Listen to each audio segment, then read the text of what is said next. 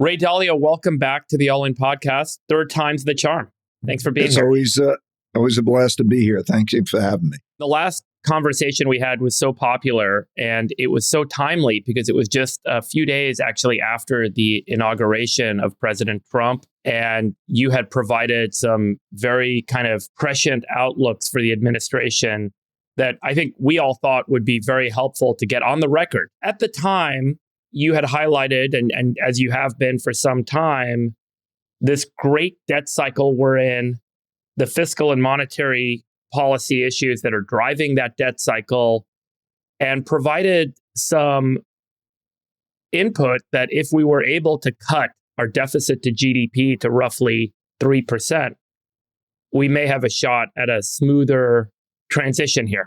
Today, the CBO estimates that the 2026 deficit to GDP is about 6%. I'm going all in.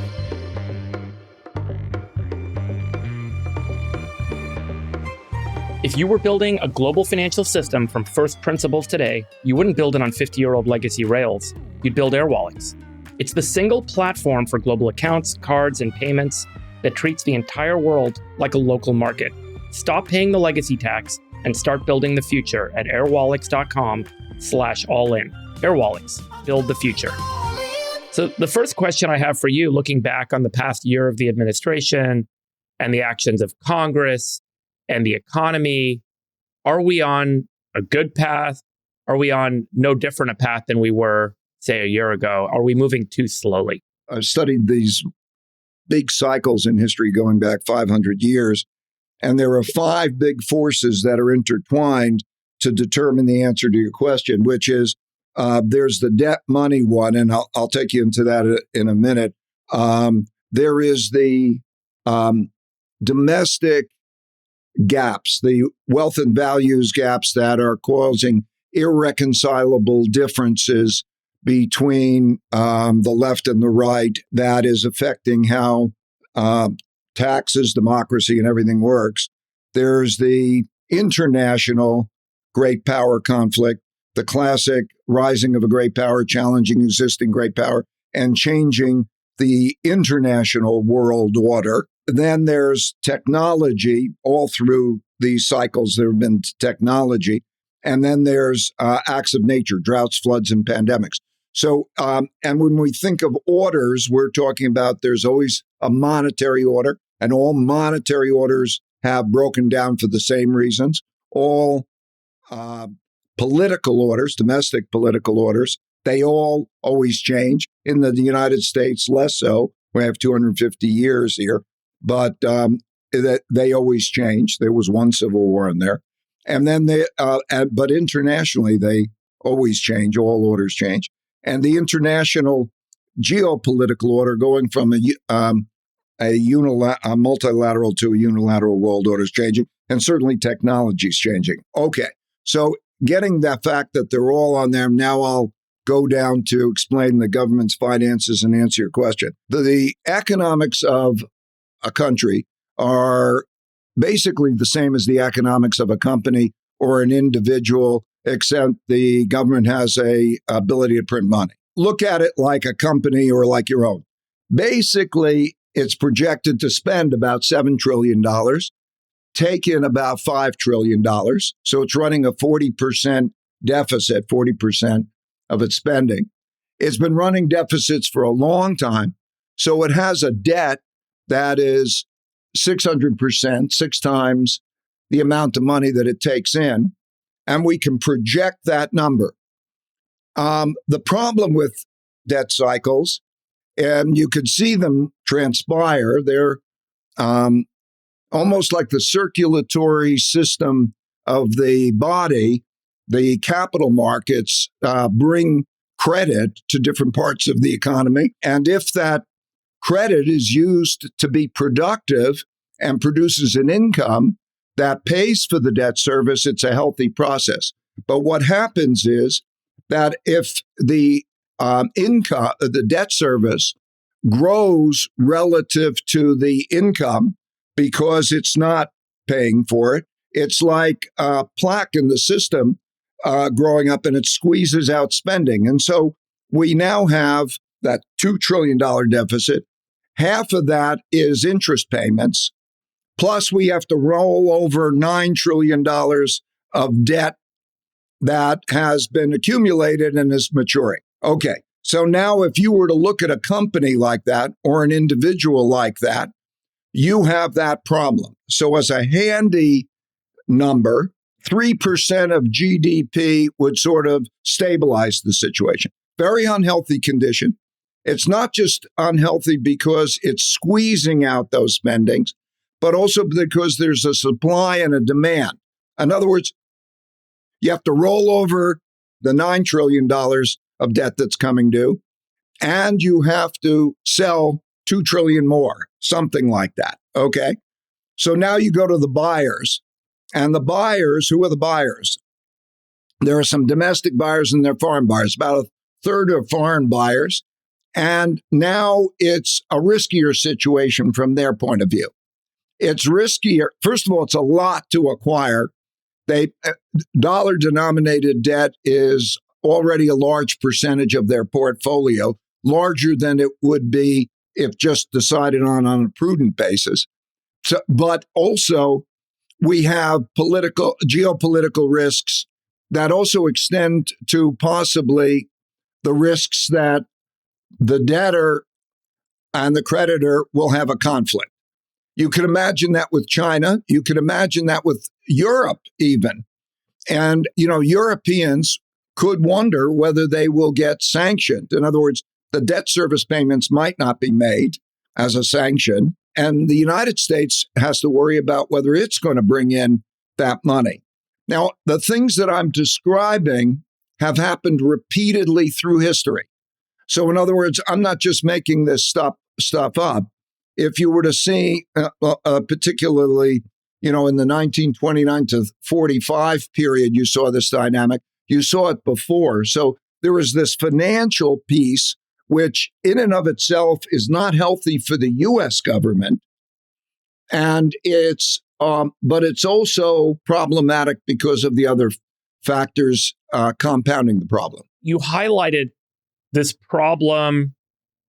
You provided a diagnosis that if we could get to 3%, we could soften the effect, but it hasn't happened. We were all very hopeful last year around this time when Elon Musk decided to lead DOGE, the Department of Government Efficiency. He was going to go in and there were going to be these kind of big sweeping changes to reduce government spending, find fraud, waste, and abuse, and so on. Did DOGE fail because the actions that were taken were wrong, or did DOGE fail because the system itself cannot be changed at this point in the cycle? That there's too much capital flowing, the economy is too dependent on it, there are too many individuals and businesses that are dependent on it, and it's structurally impossible to pull our way out of it. I mean, does DOGE tell us something about what's possible at this stage? Yeah, you're talking about taking an inefficient government and making it efficient. Okay, and having to do it quick because there are elections, and if people don't like it, then you lose your mandate. And in a society in which no matter what you do, you're criticized and torn down. So we have the fact of the question of, does democracy and our system lend itself toward the sort of executive leadership that both makes it efficient and makes it acceptable for all people? There was a lot of cutbacks, things like school lunch programs and things, and then trying to do it surgically. So it's how do you do that effectively, quickly, in a manner that doesn't cause so much controversy that the government falls? So if you look at history, that's why I deal with the political. If you deal with history and you deal just even common sense, think, are you going to have the executive leadership that's going to be able to make this satisfactory with most people, and do that quickly? I think that's a hell of a trick to pull off. Right. So it might just be structurally, it's a little difficult at this stage. What an understatement. Right. Structurally, a little difficult at this stage. Yeah. Well, there was another big news story recently that there may be quite a lot of fraud going on with public dollars in Minnesota, that there were these daycares that don't exist and billions of dollars are flowing to individuals to run these daycares. And now there's a lot of this sort of citizen journalism going on across the country that federal spending is actually being fraudulently abused.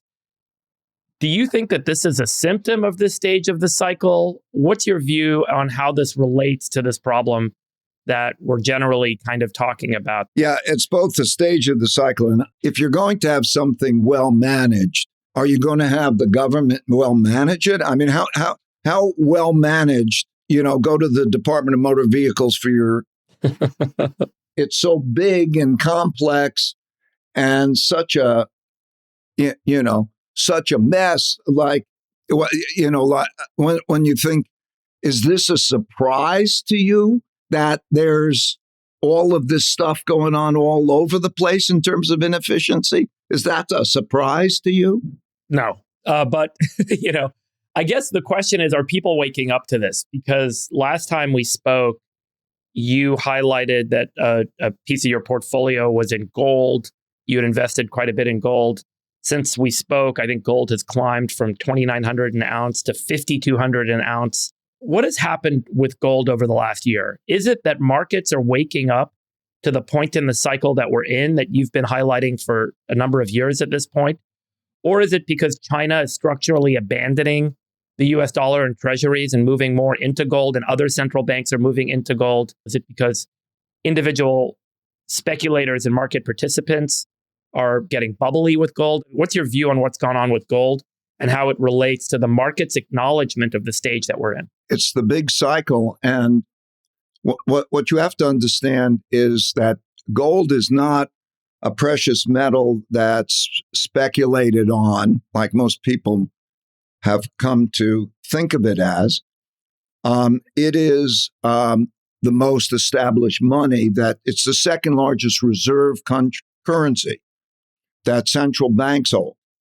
And so what we've seen is, for various reasons that I've pretty much covered, the economic, the supply demand, the political, the geopolitical, for those reasons, central banks themselves have acquired gold to build that up. And individuals and others are looking for an alternative money. The question is, what is money? So when we're thinking about this, money, mechanistically, money is debt. What I mean by that is that if you're holding money, you're holding it in the form of a debt instrument. And if you are holding a debt instrument, what you're getting is a promise from somebody to deliver you money. Okay? And as I mentioned in the beginning, the power of the central banks when they have too much debt is to print money. Okay, so if you've got that down, okay, then you can understand what's happening. Okay, because the question is, Dave, what money do you think is safe? Right. Given what I've just said. Okay. The asset back. Right. I want an asset. I want to have something that's got some physical known limitation to it. And particularly what you want is that can be transferred from one place to another, because money is both a medium of exchange and a storehold of wealth. So in other words, if one country's central bank or government wants to pay another government, it can't just be in fixed assets like buildings. Okay, if you want to transact, you have to transact in something that you can transfer to them, and so on. And gold is the only asset. It's a long-term historic asset for reasons. That means that it can be transferred. They can't print a lot of it. And it is not dependent on somebody giving you something. In other words, most money, if you hold debt, or you hold stocks, or you hold something, you're holding a promise from somebody to give you buying power. Okay? So you can, like wealth, there's important thing to distinguish wealth from money. Okay? Wealth is in stuff. It's in buildings, it's in companies and so on. But you can't spend wealth. You have to, when you want to spend it, and that's the purpose of money, you have to sell it, and then you get money to spend. And right now we have an awful lot of wealth relative to money. And the question is, what is that money? And there's the risk that you go to convert your wealth into money, that they're going to print money, because that's what they've always done since we've had fiat currencies. So as you look out and have conversations with all the market participants that you know, and you know everyone that's of size and scale, where are we in terms of folks converting their wealth into gold or their money into gold? Like, how much more do we have to run in terms of the dollar denominated value of gold in the market cycle as this great rush for the doors, rush for the exit happens? Two things that come to mind. What I look at is literally who has what assets, including like central banks. What is the money in, and so on, and what is that mix? And I look at the amount of wealth relative to money, or I look at the amount of wealth relative to gold. And what we've seen is that there's an enormous amount of wealth, and there was an enormous amount in central banks of the other money relative to hard money gold. And so we've seen about what I would call it go from an extremely small number to something that is a less small number. That price increase and that change in composition has brought it almost, not quite, but almost toward the average of what it's been over a period of time. So being out of balance. However, because the total wealth is still so large relative to money, that's a real issue. So let me give you a practical example of this. Wealth taxes and wealth being a risk. One question that might be asked are we in a bubble? Or in other words, are AI stocks and other such stocks in a bubble? If you want to get into that, we'll get into that. But one of the things that we know from that is that one of the characteristics of bubbles is that there becomes a need for money that requires people to sell their assets to get money to meet that need. Now, quite often that need comes from borrowing money to buy those assets, okay?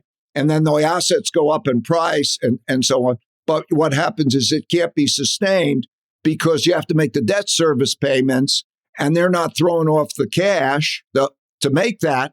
And so they have to start to sell that. And then when you have to sell it because you need money, you need cash to pay your debt service or to pay nowadays wealth taxes. Okay, so now we have a dynamic. The bubble will burst as that dynamic takes place. There are a number of things we could talk about the bubble if you're interested. But just imagine if you put in wealth taxes. Everybody could talk about whether they like or don't like wealth taxes or something. But anything that, if you put in wealth taxes, and there's a lot of fear of wealth taxes in and of itself, that can drive wealth to cash. And there's only one way you're going to get the cash with the wealth, and that's either sell it or to borrow against it, which causes its own cash flow issues. And we have a dynamic having to do with the social part of this, the wealth gap, that makes that politically an issue. So anyway, all I'm saying is people should worry, and companies should worry, or countries should worry. Do they have enough gold? I mean, if you didn't know what gold was likely to do, and you had no view on gold, one should have between 5 and 15% of their portfolio in gold because of the fact of how it works with the other components. In other words, it's a diversifier when the shit hits the fan, okay, gold does well and the other things don't, generally speaking. And because of that correlation, depending on what else is in the portfolio, if you put it through an optimizer, you'd have something like that. So I'm not trying to tout people on buying gold, but I would say, what is safe? What is safe? And it's safe is somewhere, if you had no view, between 5 and 15%. Why hasn't Bitcoin performed in the same way? In the same period that gold's climbed 80% since we last talked, Bitcoin's down 25%. What's your view on what's happened with Bitcoin and why that hasn't played the role that many thought it was going to play, which is the safe haven asset? There's an important differentiating characteristics of Bitcoin. And then there's also, like who owns it and why they buy it, why they bought and sell. Okay, so Bitcoin does not have privacy. Any transactions can be monitored and then indirectly perhaps controlled. Central banks are not going to want to buy Bitcoin and being able to hold it. So it's not just individuals, it's institutions and so on, but most, and central banks, so that there are attributes of that. There has been some question or thoughts of the development of, new technologies like quantum computing and so on. Can there be issues regarding that? And then there's, who owns it and what are the other exposures that they have in their portfolio? It tends to have a pretty high correlation with the tech stocks. So from an ownership, just the supply demand is affected by if somebody gets squeezed in one thing, they sell something that whatever else they have. So there are those dynamics. It's a long way, and it's a relatively small market. That's a relatively controllable market. I think a lot of attention has been given to Bitcoin, but as a money, it's small in relationship to gold, and so those are the dynamics. There is only one goal. What about silver? I mean, silver has had a big run up in the past year as well. Is that a derivative to gold? And it's effectively people playing off of the wake of gold's price movement? Silver in its production is a residual commodity. The supply of it is difficult to increase. And through history, like the pound sterling, silver was perceived as a monetary item, but it has also taken on a speculative life of its own. So, people are, hot in it because it's been hot. I just want to shift gear a little bit back to something you touched on. But the last time we met, you also talked about the importance of making sure that interest rates remained low for us to kind of manage the effect and the impact of the stage of the cycle that we're in. What's your view, I guess, today on where rates are and how the Fed has acted over the past year relative to what needs to be done to soften the effects of the stage in the cycle that we're in? Because we have so much debt, federal debt, interest rates are one of the three main considerations. There's the taxes, there's spending, and then there's interest rates on the debt. But you can't make interest rates severely artificially low because one man's debts are another man's assets. And if you make those interest rates too low for the creditor, you will produce the dynamic that we understand. In other words, you'll produce a lot more borrowing, you'll put it into things, and you can fuel a bubble. And so at the same time, you can't have them so high that the debtor gets squeezed ineffectively. So there's a balancing act, keep them high enough that they're adequate for the creditor, but not so high that the debtor. And so when you have a lot of debt assets and liabilities, because for every debt asset, there's a debt liability. And when you have a lot of those, that balancing act is very difficult. This made more difficult, because of what's called the K economy, In other words, there are bubble elements that are going on in the part of the economy, where, the question is who will be the first to be a trillionaire, and that, that top 1% of the population and all of that, at the same time as you have the other part of the economy where, for example, 60% of all Americans have below a sixth grade reading level. And to make them productive, particularly as we are also having AI have replacements for them, is a particularly difficult thing to achieve. In other words, when you have so much debt, assets, and liabilities, and then you have such a disparity in conditions between those that are at the top and let's call it the bottom 60% of the population, what that's like, that's, another hat trick. That's another difficult thing to pull off. So this is a challenging situation. As far as monetary policy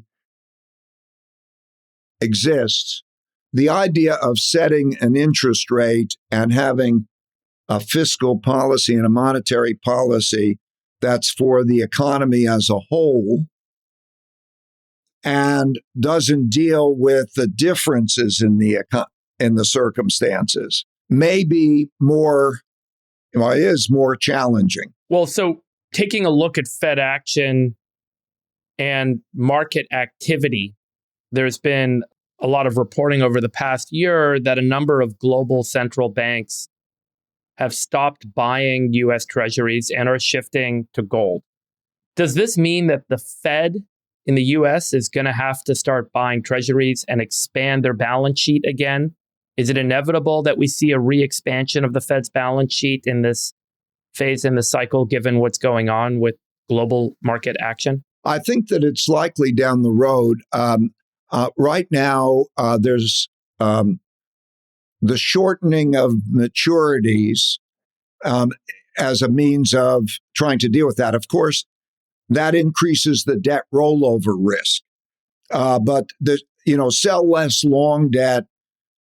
Try to hold the short rate down so that the longer rate's attachment to it doesn't get, helps to hold the long rate down.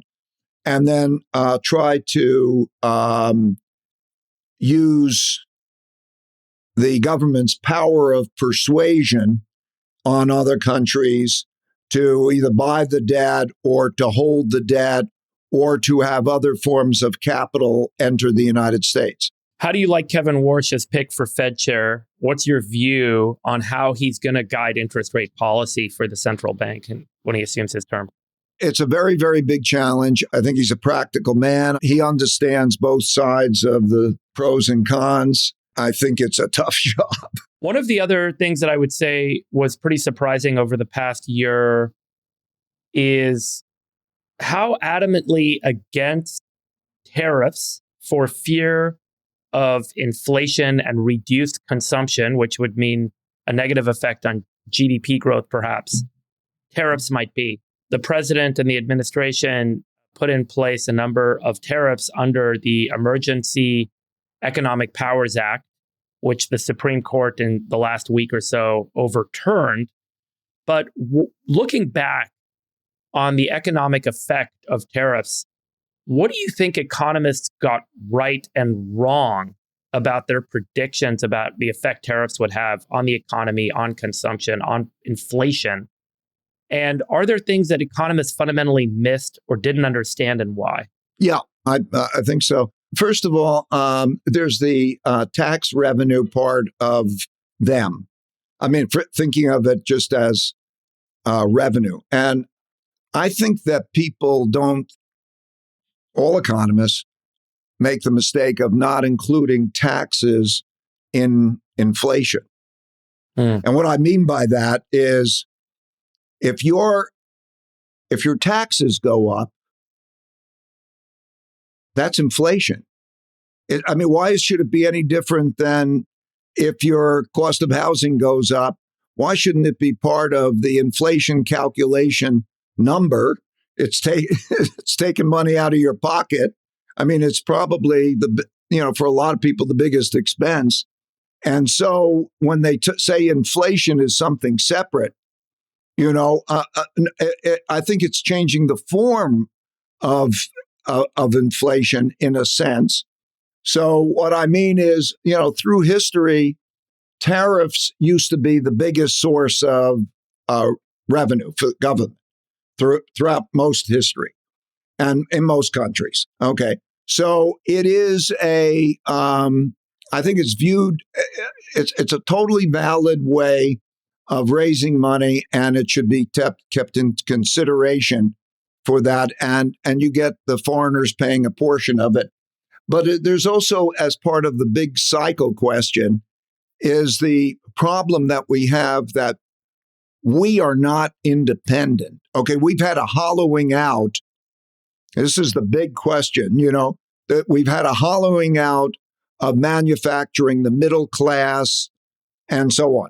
Now, are we going to try to build that?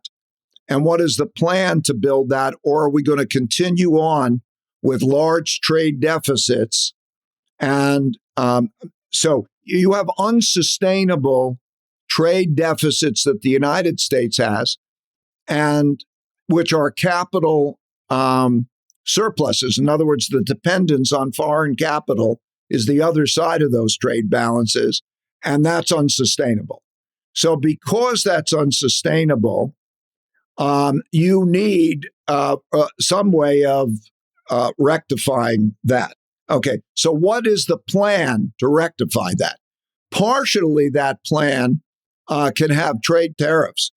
I think they're totally valid, but it all has to be part of another greater plan, which is to develop the industries that we need to have developed, which we're seeing happen in a much more proactive way. In other words, you're seeing more government activity to create infrastructure, to bring in industries and so on. You need that not only economically, but you need it geopolitically, because you can't have dependencies. In other words, we're entering a world of greater conflict. We've moved from a multilateral world order to a power-based confrontational world economy. And in that environment, everybody's threatening to cut off everything from, the goods and capital wars that we can have are threatening. And so you have to build independence. And so that's part of a plan to try to build that independence. So I think when I look at that, I don't think that's the problem. I'd say, and it's misunderstood. So yes, I think people are misunderstanding that. And the important thing is we get the other things right. Let's get down to 3%. And by the way, there's a bipartisan bill on this, and the 3% Scott bill Bessent has come out in favor of it. I'm in favor of it. I mean, lots of people are in favor of, what I'll call the 3%, three-part solution, 3% of GDP, 3 parts, a bit from one thing, a bit from another, taxes, spending, and hopefully interest rates. And just to take the inflation question to its conclusion, at the State of the Union this week, President Trump shared his vision, which is that tariffs can completely replace an income tax in the United States. Do you think that that's a feasible path? Does it make sense at some point for tariffs, which are effectively a consumption tax? I don't think it's going to. No, I don't think it's anywhere near that. Both because of the combination of the size and then the impact of that size. Tariffs are regressive, and I think that there needs to be some. We have to deal with the wealth gap. To me, the wealth gap, the biggest problem of the wealth gap, which is a big social problem, is also the productivity gap. And you have to make most people productive. And you have to do that through infrastructure and so on. And I think that needs to be addressed. It's a really important point you just made. I think my analysis indicates that nearly half of Americans either work for a government agency or a government service provider or contractor. The data over the past year is the federal workforce declined by 317,000 employees, roughly 14% of the total federal workforce. As this administration has reduced the size of some of these agencies, reduced the size of that workforce, what happens to those individuals? Do they go work in the private workforce and become productive? Or do you think they're getting subsumed by other government agencies, either state or local or government service providers, to do work that fundamentally is not productive to growing the economy? I haven't studied the numbers. I don't think I can adequately answer that. I would say government is extremely inefficient. It has a role. It has an important role, but even that role it's handling very inefficiently. Other governments handle that role of maybe education, some of these things in a better way. We need best thing you could invest in is education. But anyway, where they go and what they do from the government and the other inefficiencies is a problem. The one thing that's good about the system, that the capitalist system, in a sense, is it doesn't live if it can't, if somebody either won't bet on it or it doesn't make a profit. So, so I think wherever it goes, it's wherever those people go, there are just so many inefficient people and inefficient systems. Is there not enough productivity-driven economic growth in this nation at this time to give more people the opportunity to improve their income, improve their wealth, improve their livelihoods? Is that the fundamental issue we're dealing with at the moment? Or is it that, people aren't prepared or educated to be productive and therefore the system itself has failed them? There are three things basically that you need to do to be successful. You have to first educate your children well, and so that they are capable of being productive, and also educate them in civility so that they are civil with each other. The second is then they have to come out to an environment that is an orderly, civil environment that people can compete and work with and compete and work with each other to be productive. That works for the most people. And the third thing is you have to stay out of wars. You have to have no civil war and no international war. If you do those three things right, you will have a successful country. That's all throughout history. Okay, we're having problems with those. And are those three things the antidote to some of the rising movements that we're seeing in increased unionization and effects that unions are having on the political process, which is also leading to these rises in socialism and support for socialist movements in the United States, as well as the wealth taxes, which, from the view that's shared by those participating in those movements, they are meant to solve income inequality, wealth gap issues that we're seeing in the United States. So that's their solution. Is the solution to those movements education and civility, creating a civil environment and staying out of wars? Is that all we need to do to make this successful, or is there more to the equation? Yeah, that's what we need is to stop fighting. Okay, we're now at a stage where we have irreconcilable differences. In other words, when the causes people are behind are more important to them than the system is in jeopardy.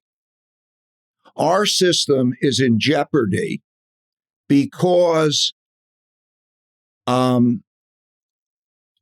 people will not accept the system or the alternatives.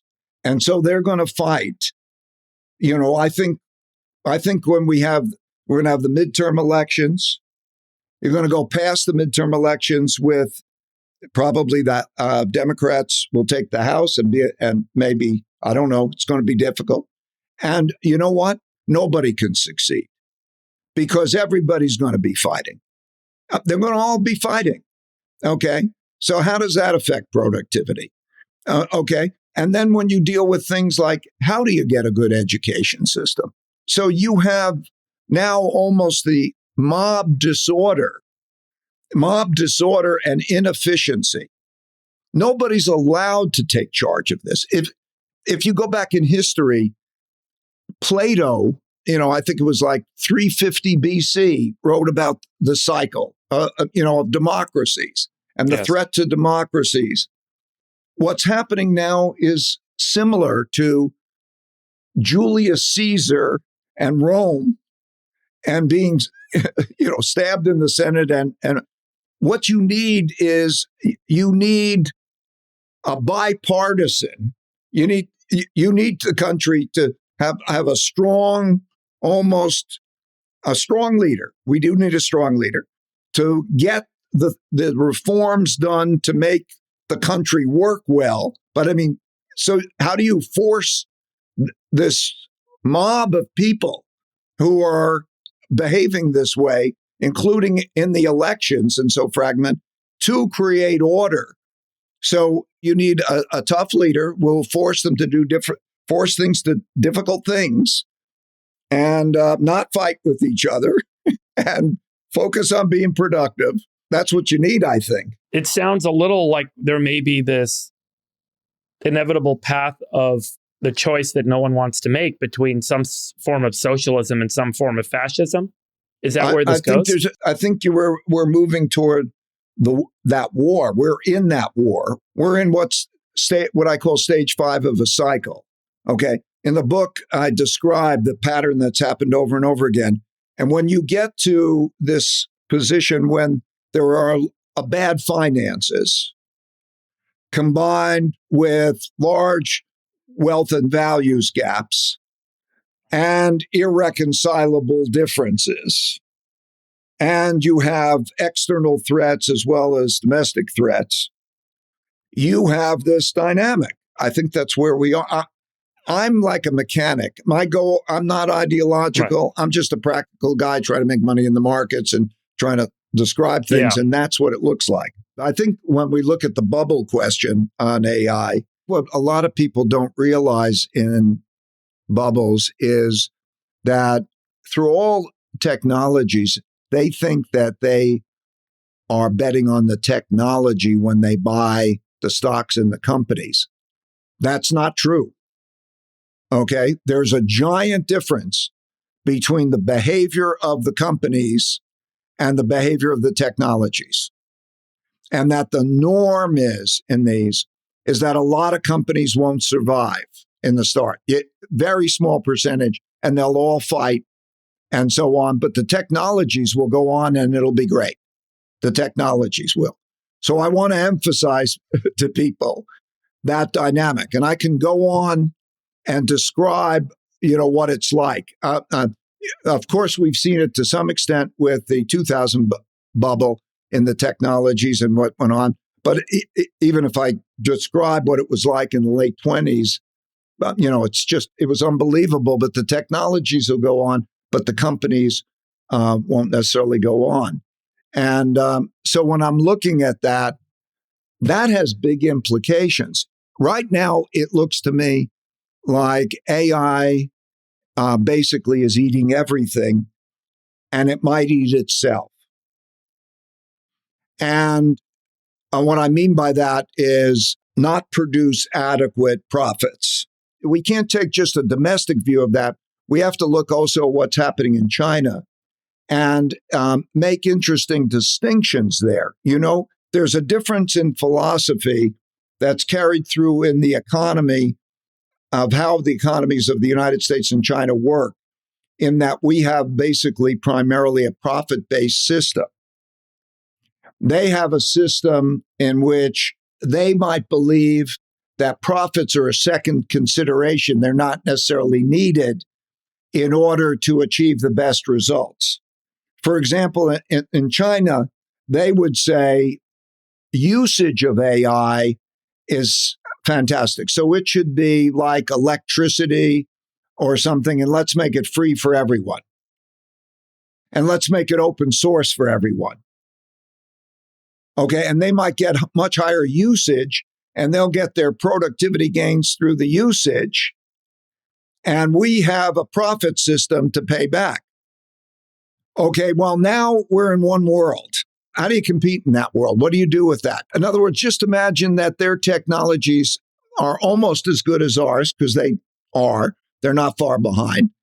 And then, but that you could get them for free, open source. Okay, now you got to pay it back. Okay, so I just want to emphasize that these are also systematic risks that enter into the picture of AI. But you certainly, there are a lot of unknowns here.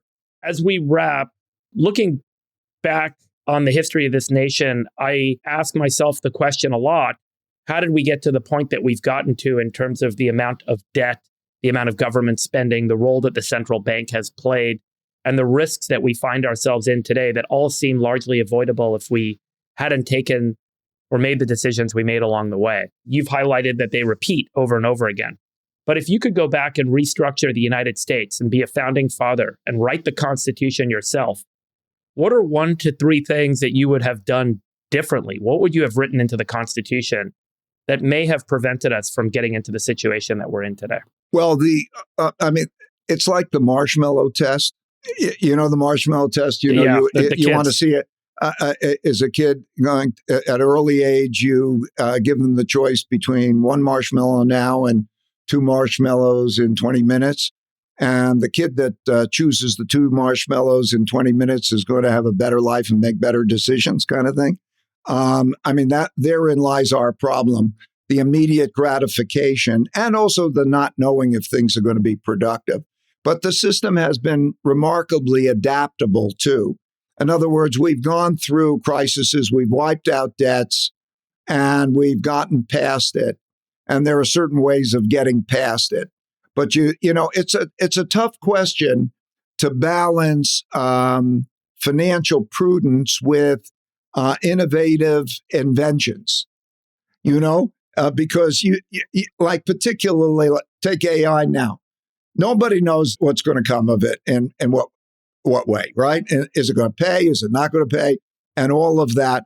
And so what do you write into the law that is going to get you financial prudence and controlled? And when you write it into the law, does that lessen the experimentation and, the entrepreneurship and all of the things that, So it's tough to do this with rules. I think maybe the main thing is, I would say, read history.